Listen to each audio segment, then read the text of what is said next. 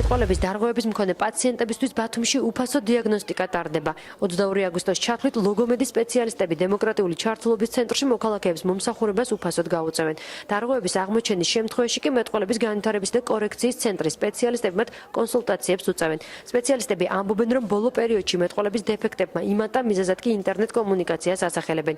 მედიკოსები მოქალაქეებს ურჩევენ გაავარჯიშონ მეტყველების აპარატი და საჭიროებისას დროულად გამოიკვლიონ, რადგან ხშირად მეტყველების დარღვევა სერიოზულ დაავადებებს იწვევს. უფასო მომსახურებით შეუძლია 40 წლამდე ასაკის ნებისმიერმა მსურველმა ისარგებლოს.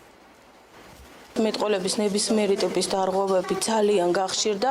ამასთან არის შენიღბული ფორმები, რომლითაც ადრეულ დიაგნოსტიკას აქვს ძალიან დიდი მნიშვნელობა, რადგან მოსალოდნელია უკვე გართულების შემთხვევაში სავალალო შედეგები. სწორედ ამიტომ პროგრამის მიზანია რეგიონებში ჩვენი ცენტრის მიერ გასვლითი აქცია, რომელიც მიზნად ისახავს მოსახლეობის, როგორც ბავშვების, ისე ზრდასრული კონტინგენტის დიაგნოსტიკას და კონსულტაციას